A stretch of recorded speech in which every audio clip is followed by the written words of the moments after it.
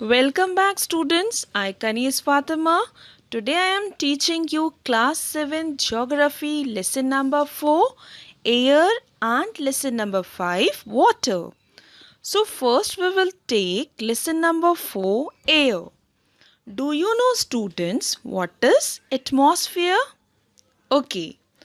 Our earth is surrounded by a huge blanket of air called atmosphere. Or in another words, you can say the envelope of air which surrounds the earth is called the atmosphere. Now see children, second point, earth a unique planet. Its meaning is the presence of the atmosphere has made the earth a unique planet. Next point, all living beings on this earth depend on the atmosphere for their survival. It has life-giving gases, gases like oxygen for human beings, animals and carbon dioxide for plants. Finally, it provides us air for breathing and also protects us from the harmful effects of the sun rays. Now see children, without this blanket of protection, we would be baked alive by the heat of the sun during day and get frozen during night. So, it is this mass of air that has made the temperature on the earth livable. Clear everyone? Now we will take second one. Second topic is features of the composition of the atmosphere. So first we will take feature number 1. Air is a mixture of gases, water vapor, dust particles and smoke. Now second point, in this feature of the composition of the atmosphere, there are two main gases present. Clear? Two main gases present.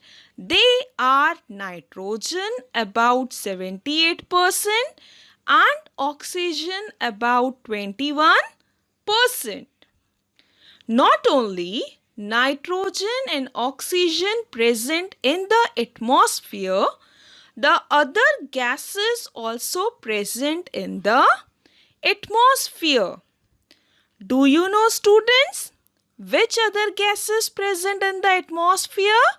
Okay, other gases examples they are carbon dioxide, helium, ozone, argon, hydrogen, about 1%.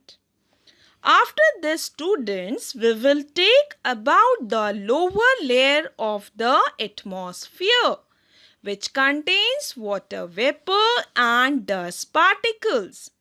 The amount of water vapor and dust particles varies from place to place and time to time. Do you know children why mountaineers have to carry oxygen cylinders while scaling very high peaks? Yes, because heavier gas like oxygen is mostly found in the lower layer. Clear everyone? Now, third topic is major composition of atmosphere. Students, do you know that the air we take in while breathing is actually a mixture of many gases? Yes. So, we will take first the prevalent gas, that is nitrogen. Nitrogen is the most prevalent gas in the atmosphere. After this, we will take second point. Nitrogen is also required by plants. Why, children? For growth. But what happens, children? Plants are not able to absorb nitrogen directly from the air. Plants need nitrogen for their survival. Plants cannot take nitrogen directly from the air. Atmospheric nitrogen is also used to manufacture chemical fertilizers. Indirectly, this procedure takes place like bacteria that live in the soil, and roots of some plants take nitrogen from the air and change its form so that plants can use it. Now, uses of nitrogen. Uses of nitrogen: use in medicine, use to store donor organs, use in food industry, fertilizers, poisons, use in stainless steel. Liquid nitrogen is used as a refrigerant too. Nitrogen made up orange, red, blue, green, blue violet and deep violet colors. And nitrogen is also used in ammonia. Now, next gas we will take oxygen. Now, oxygen is the second most plentiful gas in the air. Oxygen is the most important gas. Do you know, children? All living organisms need oxygen to survive. They breathe oxygen which is present in the air. We will take process of photosynthesis. During the process of photosynthesis, green plants absorb carbon dioxide and release oxygen. Finally, this process helps to maintain the level of oxygen in the air. Next, oxygen is also essential for combustion. So, students, what do you understand by the word combustion? Combustion is the process of burning something. Next, we will take uses of oxygen. The uses of oxygen is essential for life and it takes part in processes of combustion. Its biological function in respiration make it important. Oxygen gas is used with hydrogen or coal gas in blue pipes and with acetylene in the oxyacetylene torch for welding and cutting metals. Oxygen gas is also used in a number of industrial processes. The uses of oxygen are varied. Oxygen is used in pulp paper manufacturing. Oxygen is used extensively in medicine. One of its major uses in production of synthesis gas, which is used to make gasoline, methanol and ammonia. It is also used in production of nitric acid, ethylene and other compounds. Clear, students?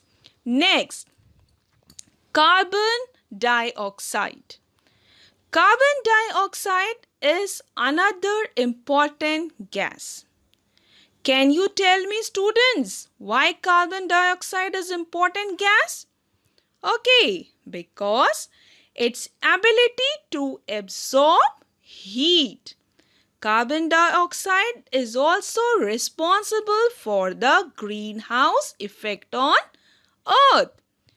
What is greenhouse effect, children? I will explain after carbon dioxide.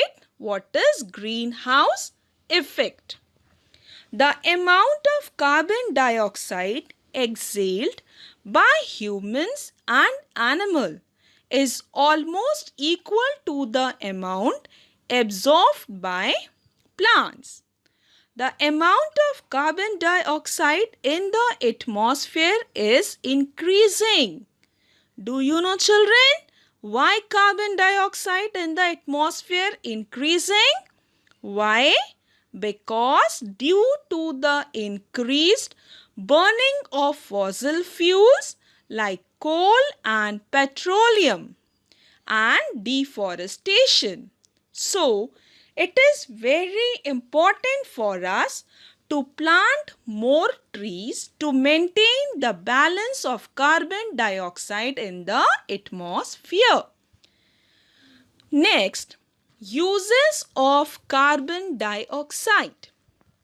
Carbon dioxide is also used widely as a coolant, a refrigerant, and an ingredient in the manufacture of frozen foods. Carbon dioxide fire extinguishers are often used to control electrical and oil fires which cannot be put out with water. In rare circumstances, carbon dioxide can be a threat to life. Okay, children, clear? Uses of carbon dioxide. Next, we will take what is greenhouse effect. Okay, what is greenhouse effect? A greenhouse is a glass room for growing plant. A greenhouse is a building with glass walls and a glass roof. Do you know, children, how does the greenhouse effect work? As you might expect from the name, the greenhouse effect works. A greenhouse stays warm inside even during the winter. Now, in the daytime, sunlight shines into the greenhouse and warms the plants and air inside.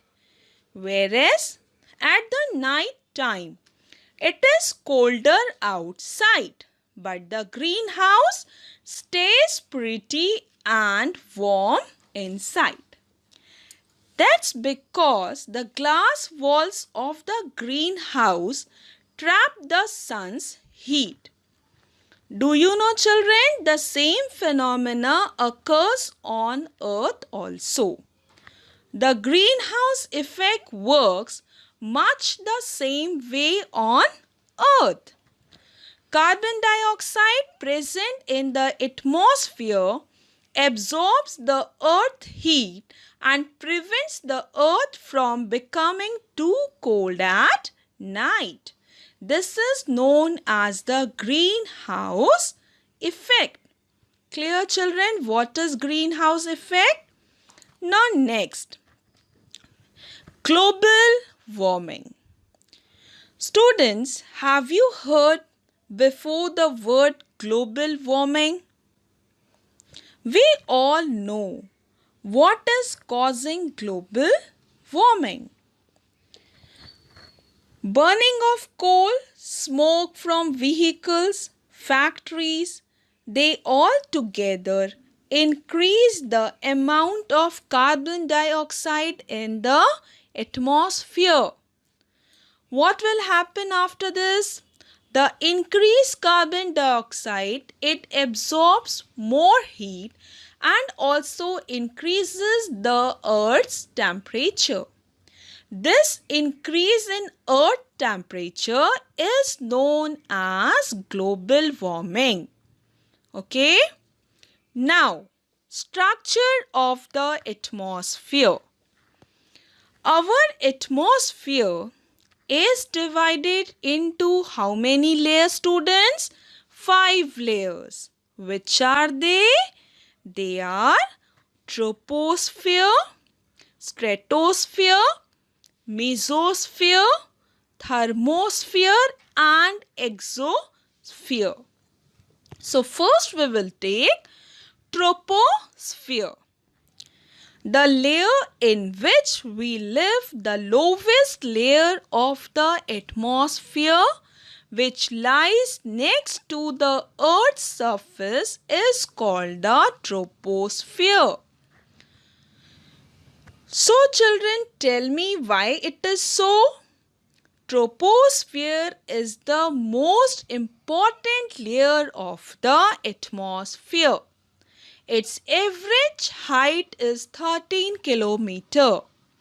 Water vapor and dust particles are found only in troposphere. Almost all the weather phenomena like formation of clouds, fog, frost, dew, thunder, lightning, precipitation, etc. occur in troposphere layer. Troposphere protect us from the excessive heat of the sun during the day and keeps the earth's surface warm at night. Troposphere has about 90% of the air in the atmosphere. Clear first layer? Now we will take second layer. Second layer is stratosphere.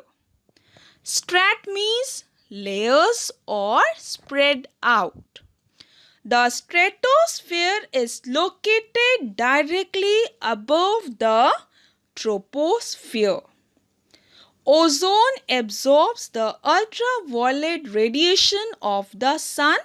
It is essential for protecting life on Earth. People cannot breathe in stratosphere.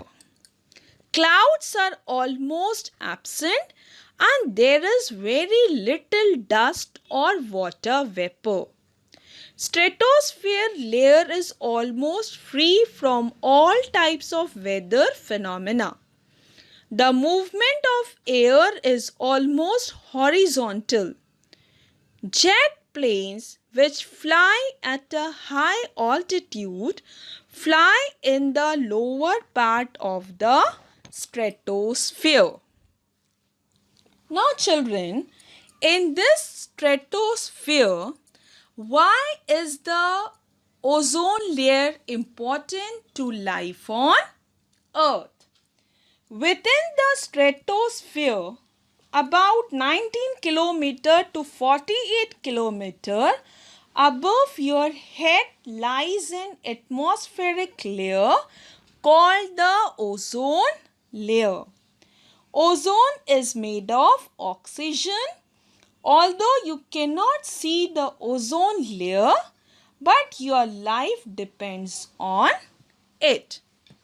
Therefore, the ozone layer protects life on Earth from the harmful effects of solar radiation on a daily basis. The ozone layer is being destroyed by CFCs and other substances. Ozone depletion progressing globally, except in the tropical zone. Clear children? What is ozone layer? Okay. Next we will take next layer, that is mesosphere. Meso means children middle. Mesosphere is the third layer of the atmosphere. It lies above the stratosphere. Mesosphere is also the coldest layer. As you go up into the mesosphere, the air temperature decreases. Temperature at the top of this layer can drop to minus 90 degrees Celsius.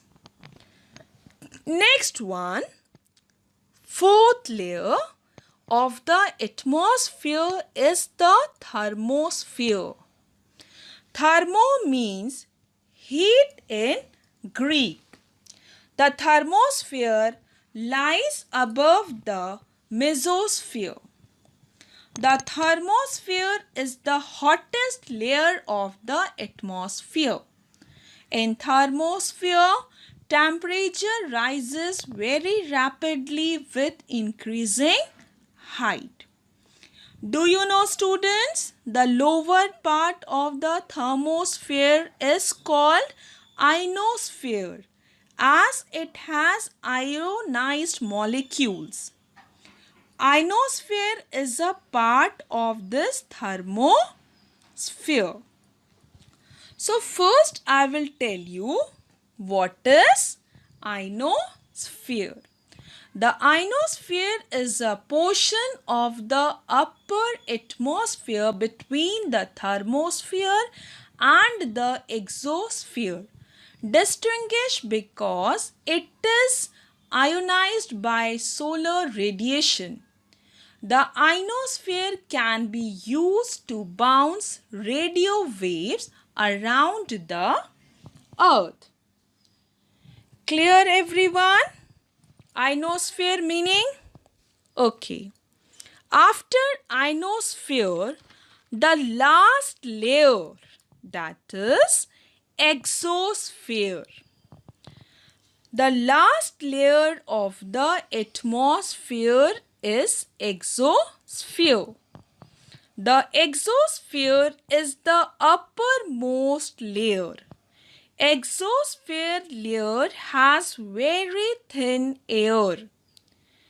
Very light gases like hydrogen and helium are found in exosphere. Clear last layer of the atmosphere? Okay. Further, significance of the atmosphere. Now see, children, what is the significance or importance of the atmosphere? Can you tell me the importance of the atmosphere, children, in your own words? Yes. The lower layer of the atmosphere has life-giving oxygen which is needed for breathing. Second significance, nitrogen and carbon dioxide are needed by plants for their growth. Not only this, but it is also prevents the sun's harmful ultraviolet rays from reaching the earth's surface. Clear what is the significance of the atmosphere? Okay. Next, weather and climate. What is the difference between weather and climate? Children, we all know very well about weather and climate.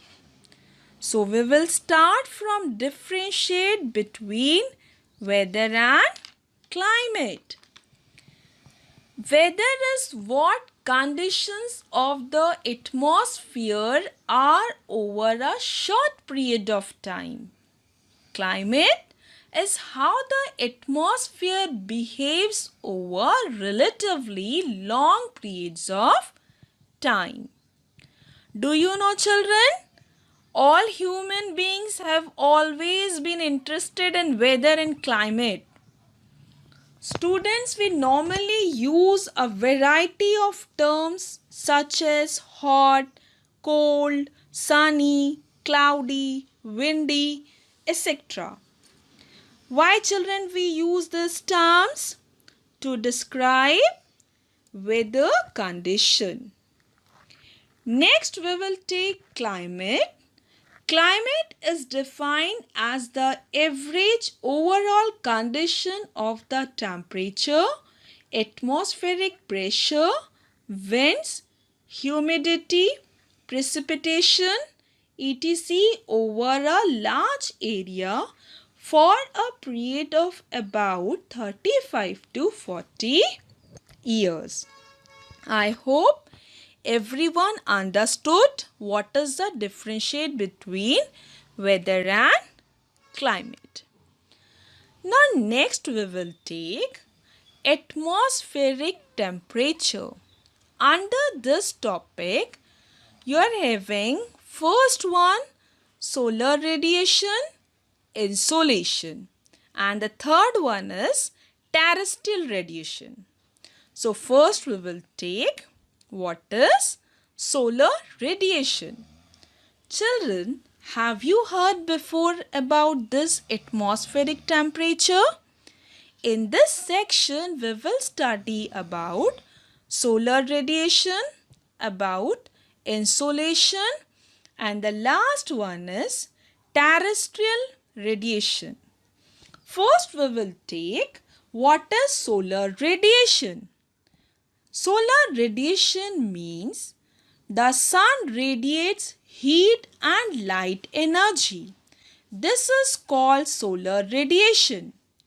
Children, do you know solar radiation is the main source of heat and light for us? Insolation. So children, have you heard the insolation word before? Insolation meaning the amount of solar radiation received by the Earth's surface is called insolation. Clear everyone? What is insolation? Now, the amount of insolation decreases from the equator towards the poles. Therefore, the temperature decreases in the same manner. Now, do you understand, children, why poles are covered with snow? Yes. If the Earth's temperature rises too high, it would become too warm for some crops to grow. We all know this very well that the temperature in cities is much higher than that of villages. The crowded high-rise building of the cities trap the warm air and thus raise the temperature of the cities. Clear everyone what is insolation? Now, next we will take what is terrestrial radiation. The Earth's surface absorbs maximum solar radiation during the daytime, but at night, the heat which was absorbed during the day is radiated back. This is called terrestrial radiation. Clear? Next, after terrestrial radiation, we will take new topic, that is air pressure or atmospheric pressure. Have you heard before air pressure or atmospheric pressure, students? Children, you will be surprised to know that air above us presses us with a great force on our bodies. But students, we do not even feel it. Why we do not feel it? Can you think, children? And tell me the answer. Yes, this is because the air presses us from all directions and our body exerts a counter pressure. What is counter pressure? Pressure in the opposite direction or with opposing effect. The pressure is called atmospheric pressure or air pressure. Example, see children, when you blow up a balloon, you are increasing the amount of air pressure inside the balloon, causing it to expand. It is the force exerted on a surface by the air above it as gravity pulls it to earth. The air pressure is highest at sea level and decreases with height.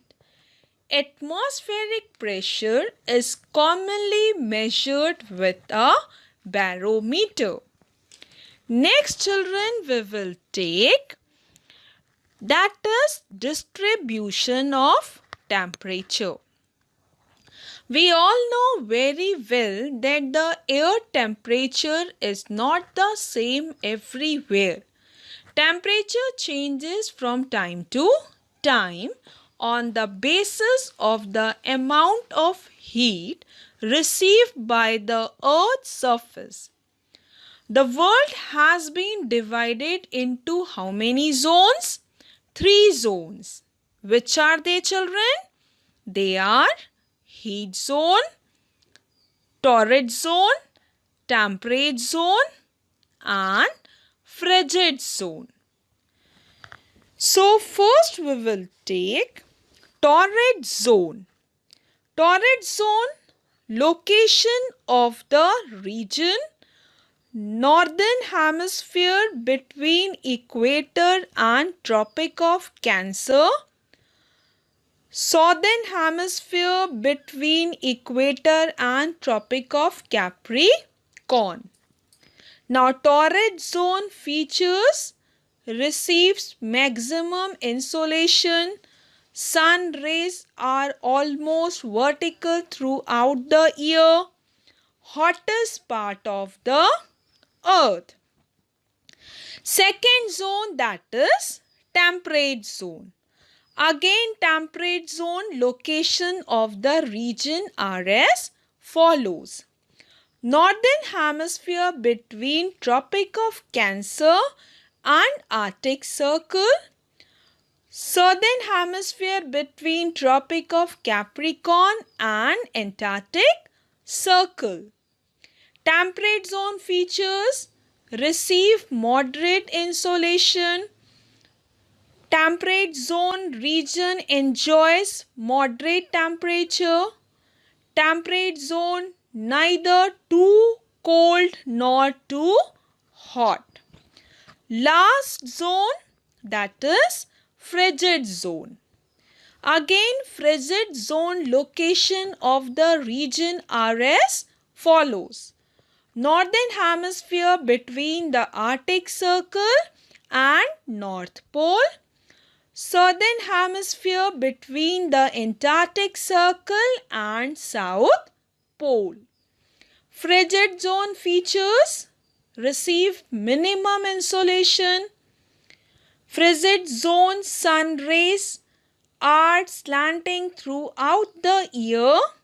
Frigid zone coldest part of the earth. I suppose everyone clear with the zones topic. Next topic, that is low pressure and high pressure. Now what is low pressure? At times of low pressure, the air is usually rising. As the air rises, it cools, condenses and forms clouds. Areas of low pressure are known as depressions. Depressions occur when warm air meets cold air. What is high pressure? In contrast, the cold air contracts, becomes heavy and settles down. This creates an area of high pressure. Air moves from a region of high pressure to a region of low pressure. Clear what is low pressure and high pressure?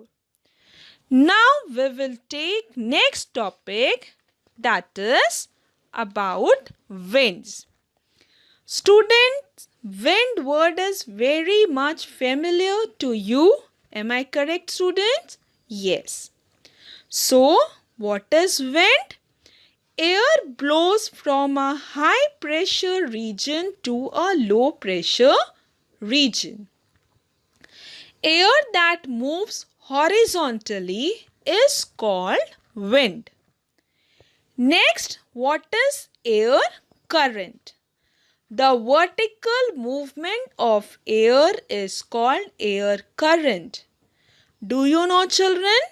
A wind is named after the direction from which it blows.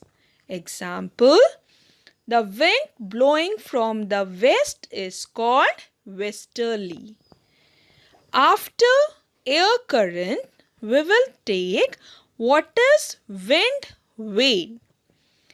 Wind vane meaning the direction of the wind is found with the help of a wind vane. After wind vane, what is anemometer? Anemometer, the speed of the wind is measured with an anemometer. Clear, everyone? Next one, movement of the wind. When air gets heated, it rises up and produces low pressure, and cool air moves in to take its place. The movement of air causes winds. During the day, the land gets heated faster than the sea. So the hot air above the land rises up and cool air from the sea moves towards the land. During the night, sea cools down slowly than the land. So the hot air above the sea rises up and cool air from the land moves towards the sea. After movement of the wind, we will take types of wind.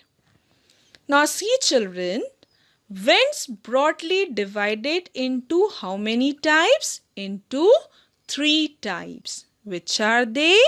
They are permanent winds, seasonal winds, and the third one is local winds. So first we will take about permanent winds.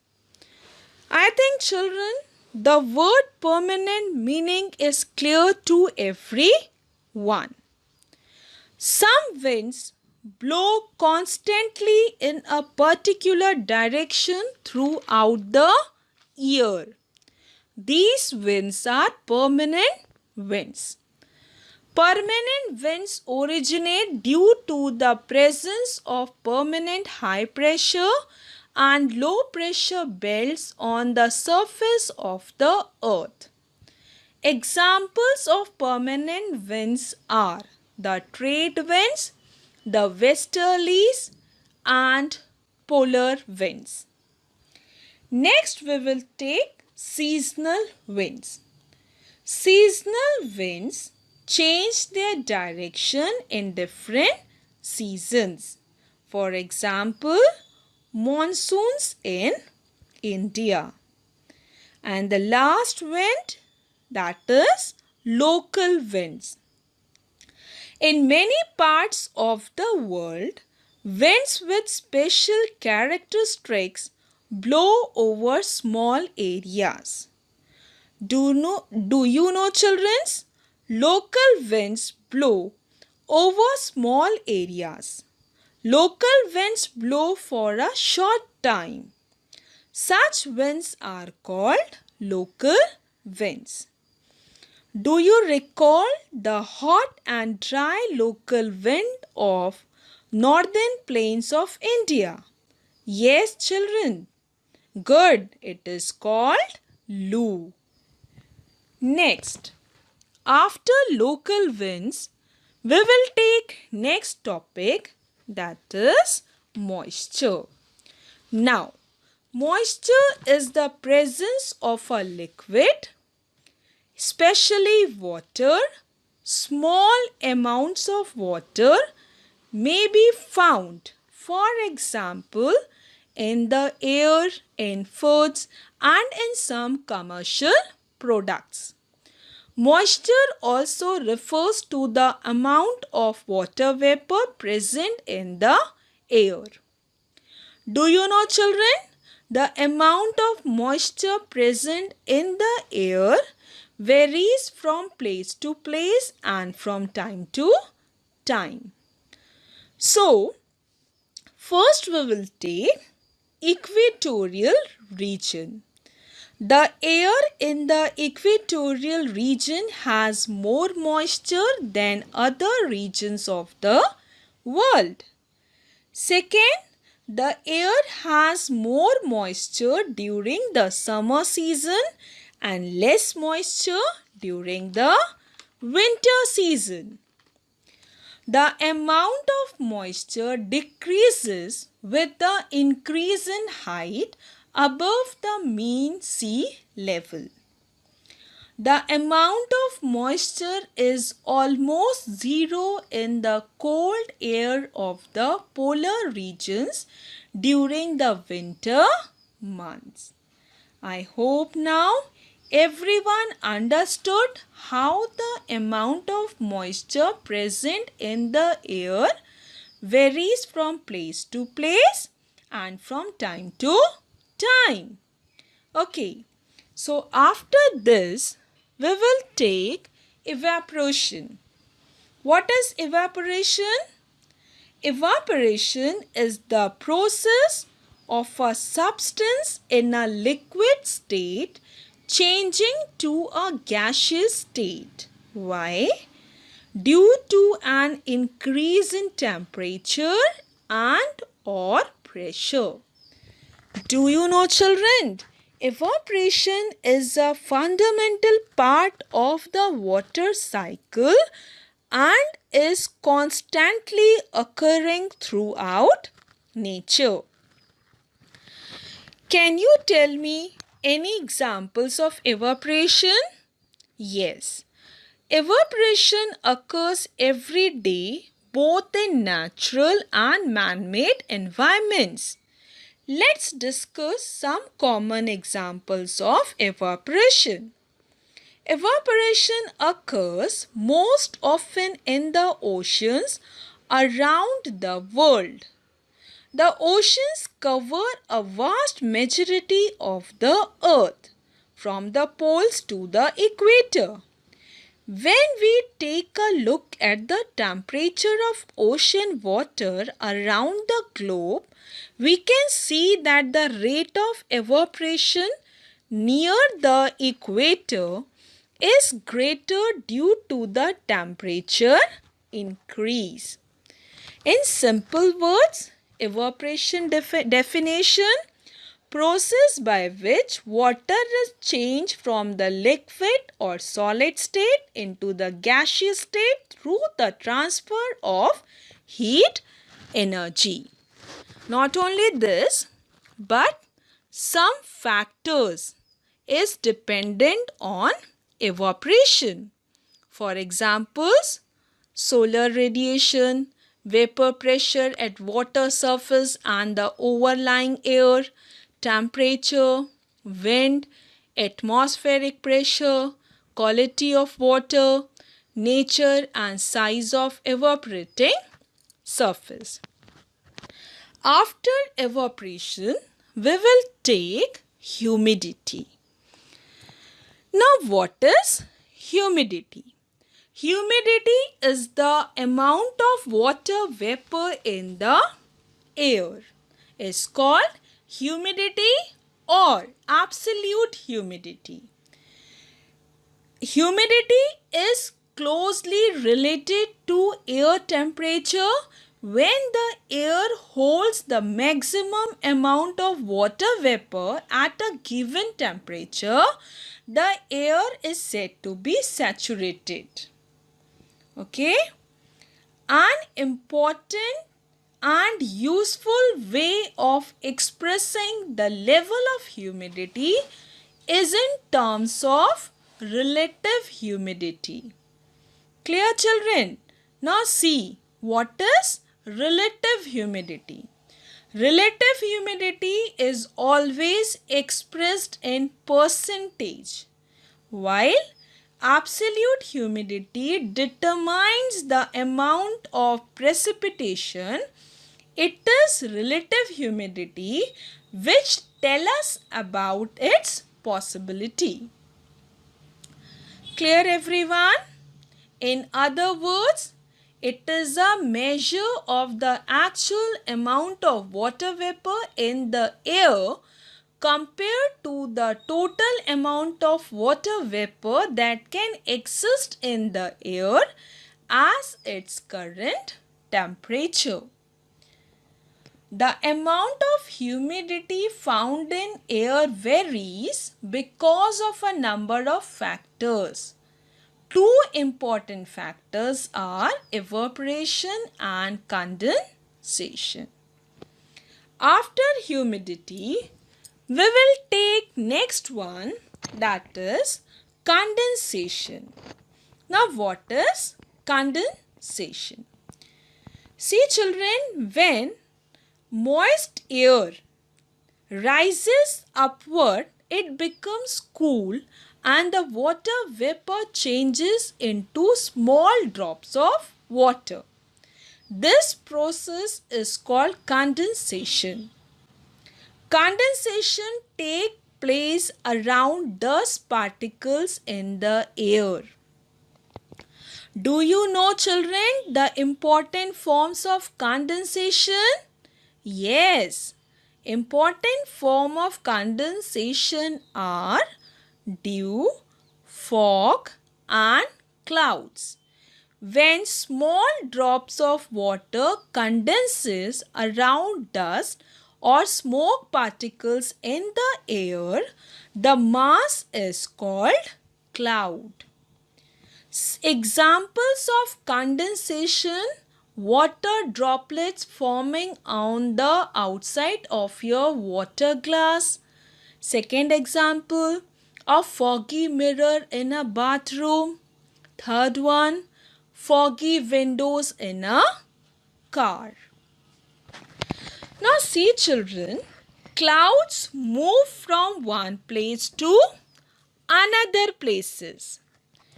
There are three types of clouds. These are, first one, cirrus, cumulus and stratus.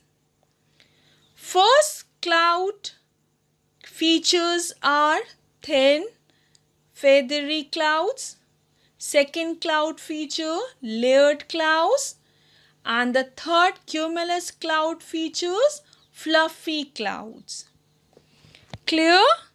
After three types of clouds, we will go for precipitation. Have you heard this word before, children? What do you understand by the term precipitation? Yes, when small water drops, they all join together. They grow in size until they are unable to float in the air. Then they fall down as raindrops or flakes of snow.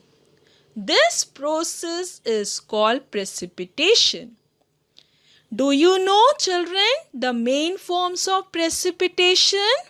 Yes, the main forms of precipitation are rain, drizzle, snow and hailstones.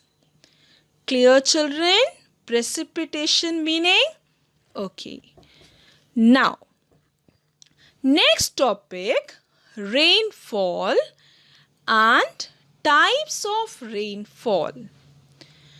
Rainfall is the most important form of precipitation. Depending upon how warm and moist air cools, rainfall can occur in the following ways. First, we will take conventional rainfall. Now, what is conventional rainfall? See students, when air comes in contact with the hot surface of the earth, what happens? It gets heated, becomes light and rises in the form of air current. After the warm air reaches the upper layers of the atmosphere, it expands and loses heat. This leads to condensation and the formation of cumulus clouds. These clouds produce sudden and heavy rainfall accompanied by thunder and lightning. This is called conventional rainfall. Conventional rainfall is experienced every day in the equatorial region. Next, rainfall. Orographic rainfall. Now, what is orographic rainfall? When the water vapor rises, it starts cooling. The water vapor condenses, causing formation of droplets of water. Clear? Clouds are just masses of such water droplets. When these droplets of water become too heavy to float in air, then they come down as precipitation. Orographic, or you can say relief rainfall. Clear, students? Now, after relief rainfall, we will go for cyclonic rainfall. Cyclonic rainfall, children. In this rainfall, when water evaporates from land and from different water bodies, what happens? It becomes water vapor. Moisture in the air at any time is known as what? Humidity. Yes or no? When the air is full of water vapor, we call it a humid day. As the air gets warmer, its capacity to hold the water vapor increases, and so it becomes more and more humid. So children, do you know humid means what? Okay. On a humid day, clothes take longer to dry and sweat from our body does not evaporate easily, making us feel very uncomfortable. So, now we are going to conclude Class 7 Geography lesson number 4, that is air. The earth is surrounded by a thick layer of gases called the atmosphere. Nitrogen, oxygen, carbon dioxide are some gases present in the atmosphere. The atmosphere is divided into 5 concentric layers: troposphere, stratosphere, mesosphere, thermosphere and exosphere. The elements of weather are air temperature, air pressure, winds, humidity, etc. Rainfall is of how many types? 3 types. Which are they? Conventional, orographic and cyclonic. Clear, everyone? Okay, thank you so much.